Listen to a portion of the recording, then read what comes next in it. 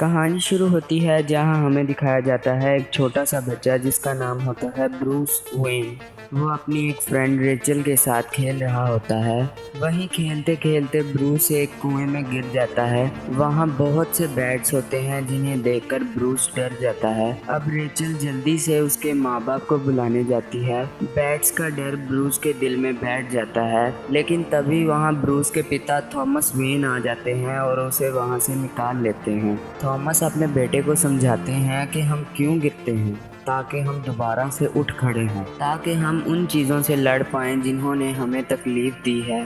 तुम्हें कभी डरना नहीं है ब्रूस, अपने डर का हमेशा सामना करना है। थॉमस वेन असल में गौतम सिटी के जाने माने आदमी होते हैं और इन्होंने गौतम सिटी में एक ट्रेन भी बनवाई होती है जो कि शहर के बीचों बीच चलती है। तभी हमें दिखाया जाता है ब्रूस और इसके माता पिता एक थिएटर में जाते हैं जहां बहुत से लोग बैट्स बनकर लोगों को एंटरटेन कर रहे होते हैं। तभी ब्रूस अपने पिता थॉमस से कहता है कि मुझे यहाँ ठीक नहीं लग रहा, मुझे यहाँ से जाना है। तभी थॉमस मार्था और ब्रूस को लेकर वहाँ से बाहर आ जाते हैं। अभी वो वहाँ से जा ही रहे होते हैं कि वहाँ पर एक चोर आ जाता है और वो उन पर गन पॉइंट करके उनसे पैसे मांगने लगता है। तभी थॉमस वेन अपनी जेब से पर्स निकालकर उसे दे देते हैं, लेकिन वो चोर कहता है कि मुझे तुम्हारी पत्नी का नेकलेस भी चाहिए। लेकिन थॉमस उसे वो नेकलेस देना नहीं चाहते थे, इसलिए वो उसके सामने आ जाते हैं।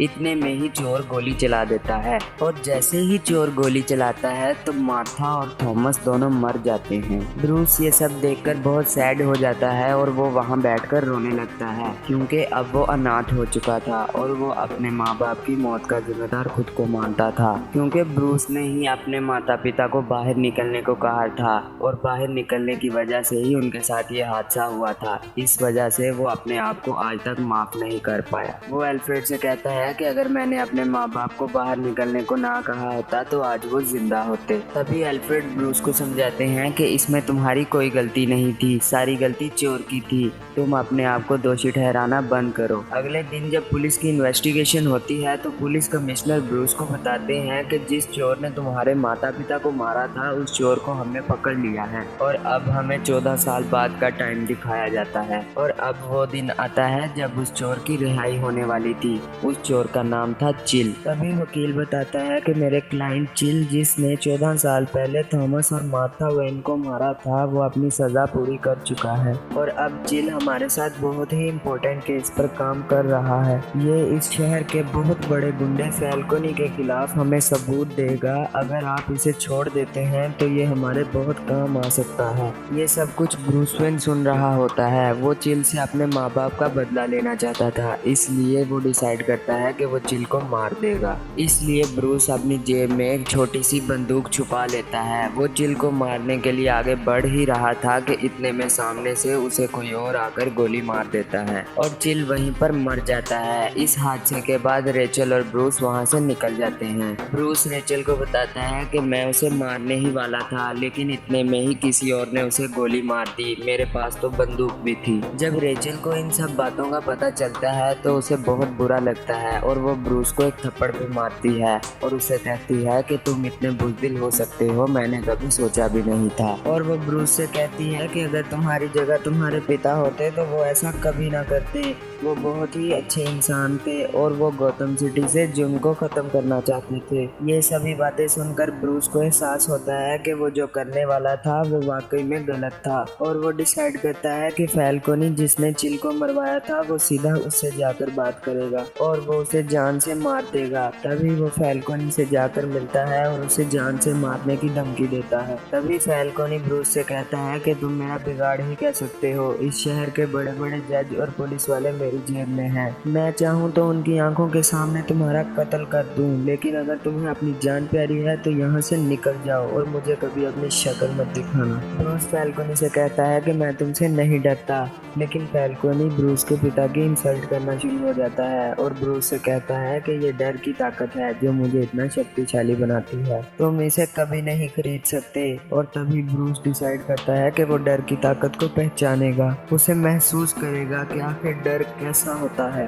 ब्रूस ये जानना चाहता था कि जब एक चोर चोरी करता है तो उसके दिल में कितना डर होता है। और अब ब्रूस पहुंच जाता है क्रिमिनल्स की दुनिया में, जहां वो जानना चाहता था कि एक जुर्म करने वाला जुर्म करने के बाद क्या सोचता है। जहां वो अपने घर से बहुत दूर चला जाता है और 7 साल तक अपने घर से दूर ही रहता है। अब हमें ब्रूस के इन्हीं 7 सालों की कहानी दिखाई जाती है, जहां ब्रूस बुरे काम करना शुरू हो जाता है और एक चोरी की वजह से पुलिस वाले इसे जेल में बंद कर देते हैं। इस जेल में ब्रूस के साथ बहुत ही बुरा सलूक होता है और बहुत से कैदी ब्रूस को आकर मारने लगते हैं, लेकिन तब तक ब्रूस के दिल से डर खत्म हो चुका था और वो उन कैदियों का मुकाबला करता है और उन्हें बहुत मारता है। तभी वहाँ पर पुलिस आ जाती है और वो ब्रूस को पकड़कर जेल में डाल देते हैं। तभी वहाँ पर ब्रूस से मिलने एक आदमी आता है जिसका नाम होता है हेनरी डुकार्ड, और वो ब्रूस से कहता है कि मैं आपको जानता हूँ। और वो ब्रूस से कहता है मैं आपकी मदद करूँगा आपकी ज़िंदगी के उस मकसद को हासिल करने के लिए जिसके लिए आपने पिछले 7 साल लगा दिए। तभी ब्रूस उसे पूछता है कि तुम मुझे कैसे जानते हो, तो हेनरी उसे बताता है कि आप जैसे लोगों के लिए ये दुनिया बहुत छोटी है,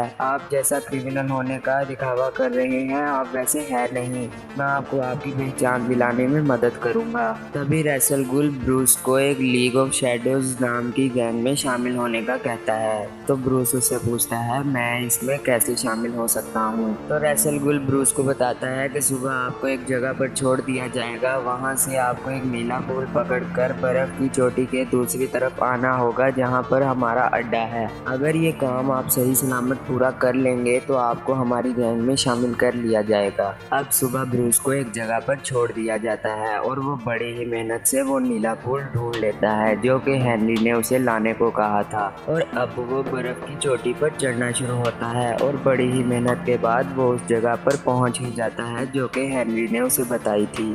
जब ब्रूस उस जगह के अंदर जाता है तो उसे एक शख्स सामने बैठा हुआ नजर आता है और वहीं पर डुकार्ड भी आ जाता है। डुकार्ड ब्रूस को बताता है कि लीग ऑफ शैडोज काम करती है जुर्म को मिटाने में, उन मुलजिमों को सजा देने में जो असल में सजा के हकदार हैं। और तभी ब्रूस उस गैंग में शामिल हो जाता है और अब स्टार्ट होती है ब्रूस की ट्रेनिंग जो कि खुद हेनरी ब्रूस को देता है। हेनरी ब्रूस को लड़ना सिखाता है, चौकन्ना रहना सिखाता है।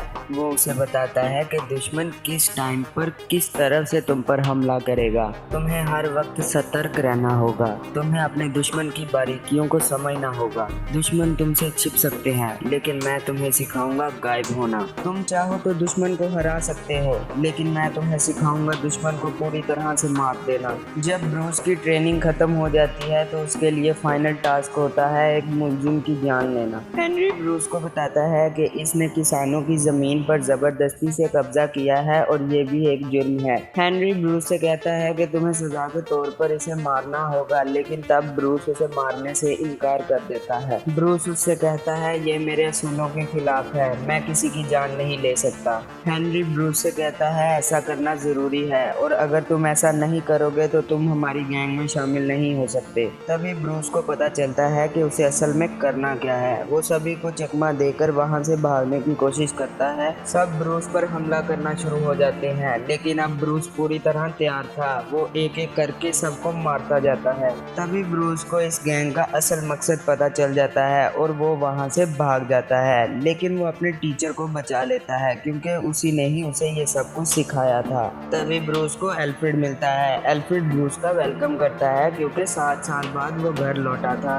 एल्फ्रेड ब्रूस को बताता है कि आपके पीछे से कंपनी को बहुत ही काबिल लोगों ने संभाला हुआ है, लेकिन इन्हीं सालों में आपको मुर्दा भी घोषित कर दिया गया है। तभी ब्रूस एल्फ्रेड को अपना मिशन बताता है जो कि गौतम सिटी से जुर्म को खत्म करने का होता है, लेकिन ब्रूस एल्फ्रेड को बताता है कि मैं ये सब काम इस चेहरे से नहीं कर सकता, मुझे अपनी एक ऐसी पहचान बनानी होगी जिसे कोई भी ना जानता हो, जिसे कोई भी ना खरीद सके और कोई पुलिस वाला भी उसे पकड़ ना पाए, क्योंकि ब्रूस वेन को पूरी दुनिया जानती है। अगर मैं एक ऐसी पहचान बना लूं जिसे कोई नहीं जानता तो मुझे ये सब काम करने में आसानी होगी। अब घर पहुंचने पर ब्रूस अपना काम कर ही रहा होता है कि उसके कमरे में एक चमगादड़ आ जाता है और एल्फ्रेड ब्रूस को बताता है यहाँ नीचे एक गुफा है। न जाने वहाँ से चमगादड़ कैसे आ जाता है, लेकिन ब्रूस उस गुफा में जाने का फैसला करता है। जब वो एल्फ्रेड के साथ उस गुफा में जाता है तो वो एल्फ्रेड से कहता है कि इस जगह पर मुझे छिपकर काम करने में आसानी होगी। तभी एल्फ्रेड ब्रूस को बताता है कि सिविल वॉर के टाइम पर आपके दादाजी ने ये जगह बनवाई थी ताकि वो कुछ लोगों के साथ यहाँ छिप सके। ब्रूस अपने दादाजी की जगह को ही अपना अड्डा बना लेता है। तभी ब्रूस डिसाइड करता है कि वो अपने पिता की बनाई हुई वेन इंडस्ट्री में जाएगा और अपना हक वापस लेगा। वहाँ पर बैठे सभी लोग ब्रूस को देखकर बहुत खुश होते हैं और ब्रूस से कहते हैं ये आप ही की कंपनी है, क्या आप अपनी कुर्सी को संभालने के लिए तैयार हैं? लेकिन ब्रूस कहता है नहीं, मुझे कोई छोटा सा काम दे दो ताकि मैं अपने आप को बिजी रख सकूं। वो ब्रूस को बताते हैं कि हमारे यहाँ एक डिपार्टमेंट है जो कि नई चीजें बनाता है और उन्हें टेस्ट भी करता है। तभी ब्रूस की मुलाकात होती है उस डिपार्टमेंट के हेड से जिनका नाम होता है लूसियस फॉक्स। वो ब्रूस को बताते हैं कि मैं बहुत देर से इस डिपार्टमेंट को संभाल रहा हूँ, लेकिन आप जैसा बड़ा आदमी यहाँ पर आए मैंने कभी सोचा नहीं था। ब्रूस उससे कहता है कि मुझे पैराग्लाइडिंग करनी है, क्या आपके पास ऐसे इक्विपमेंट्स हैं जो मुझे ये करने में मदद करें? फॉक्स ब्रूस को पूरे डिपार्टमेंट का टूर कराते हैं और उसे कुछ इक्विपमेंट्स दिखाते हैं जैसे बुलेट प्रूफ जैकेट और ग्लव्स वगैरह। वो ब्रूस को बताते हैं ये सारे इक्विपमेंट्स एडवांस पुलिस ऑफिसर्स के लिए बनवाए गए थे, लेकिन इनके इतने एक्सपेंसिव होने की वजह से इन्हें बनाना बंद कर दिया गया। तभी ब्रूस की नज़र एक गाड़ी पर पड़ती है और वो उसकी टेस्टिंग करता है। तभी फॉक्स ब्रूस को बताते हैं कि ये सेना के लिए तैयार की गई थी ताकि ये पानी पर भी चल सके, ब्रिजेस पर भी चल सके और पहाड़ियों पर भी चल सके, लेकिन इसे कभी मंजूरी ही नहीं मिली। जहाँ तक मुझे लगता है तो इस गाड़ी में कोई कमी नहीं, आप इसे पूरे तरीके से इस्तेमाल कर सकते हैं।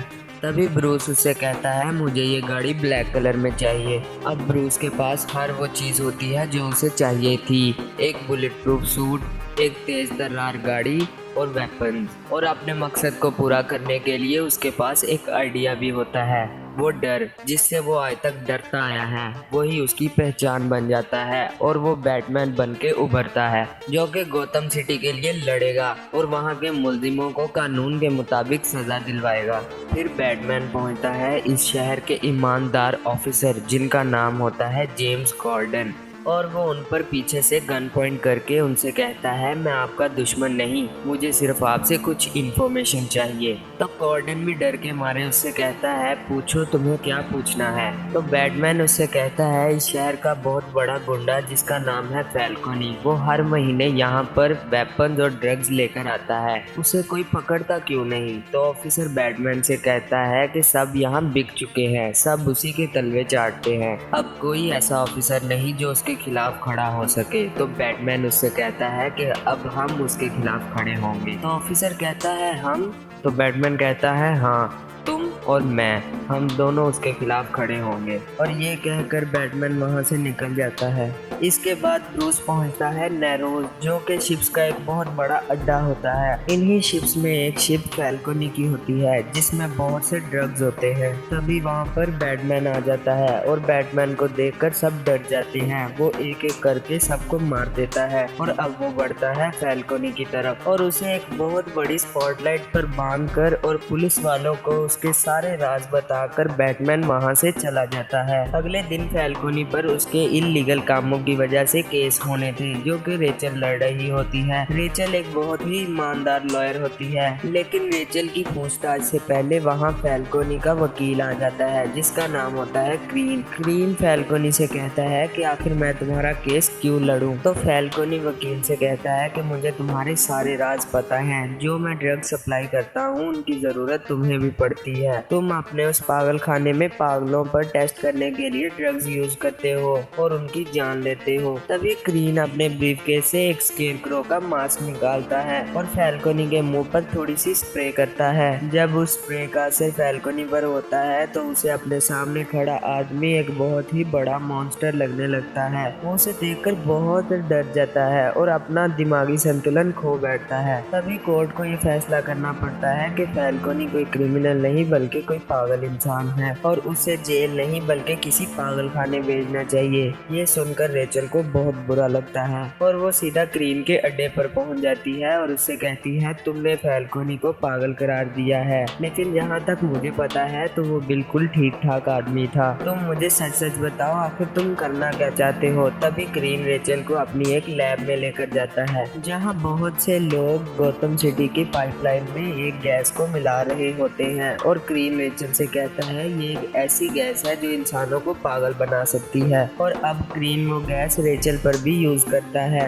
ये गैस दरअसल जिस इंसान पर इस्तेमाल होती है उसे वो चीजें दिखाई देने लगती हैं जिनसे वो असल में डरता है और तभी हमें उस लैब में एक ऐसी मशीन दिखाई जाती है जो किसी भी पानी को गैस में बदल सकती है और अब वो वही पानी जो इसने फैल्कोनी और रेचल पर इस्तेमाल किया वो इसे गैस में बदलकर पूरी गौतम सिटी में फैला देता है ताकि सभी एक दूसरे को अपना दुश्मन समझने लगे और लड़कर मर जाए और इस पूरी सिटी से जुर्म का नामो निशान ही मिट जाए। लेकिन तभी वहाँ पर बैटमैन पहुँच जाता है। वो रेचल को अपनी गाड़ी में बिठाकर वहाँ से निकल जाता है। अब फाइनली बैटमैन रेचल को लेकर अपने अड्डे पर पहुँच जाता है जहाँ पर बैटमैन के पास उस गैस का एंटीडोट होता है जो कि फॉक्स ने उसे दिया था। अब बैटमैन रेचल की जान तो बचा लेता है लेकिन उसी दिन ब्रूस वेन का जन्मदिन भी होता है। ब्रूस के बर्थडे पर गौतम सिटी के बहुत बड़े बड़े लोग आए होते हैं और तभी ब्रूस की मुलाकात होती है उसके टीचर हेनरी डुकार्ड से और हेनरी ब्रूस को बताता है जिस मशीन को तुम इस शहर में लाने से रोक रहे हो उसे दरअसल मैंने ही बनवाया है। और हेनरी ब्रूस से कहता है कि अगर तुम चाहते हो किसी की जान न जाए तो कोई भी बहाना बनाओ और इन लोगों को यहाँ से बाहर भेजो। और तभी ब्रूस उन मेहमानों की बहुत बेइज्जती करता है जिसकी वजह से वो वहाँ से चले जाते हैं और तभी हेनरी ब्रूस को अपना असल मकसद बताता है और भी हेनरी ब्रूस को बताता है लीग ऑफ शैडोज नामी गैंग किसी और की नहीं बल्कि मेरी थी। हेनरी बताता है कि तुम मेरे सबसे काबिल स्टूडेंट थे और मैं चाहता था कि तुम मेरी गैंग को लीड करो लेकिन तुमने कानून का रास्ता चुना। तभी वो ब्रूस से कहता है अगर किसी मुलजिम ने कोई जुर्म किया है तो उसे उसकी सजा जरूर मिलनी चाहिए। ब्रूस हेनरी की कोई बात नहीं सुनता और उसका सामना कर अल्फ्रेड वहाँ आकर ब्रूस की जान बचा लेता है। तभी हमें दिखाया जाता है कि हेनरी डुकार्ड उस मशीन को लेकर पहुंचता है वेन एंटरप्राइजेस की तरफ क्योंकि वेन एंटरप्राइजेस ही एक ऐसी जगह है जहां से पूरे शहर को पानी की सप्लाई होती है।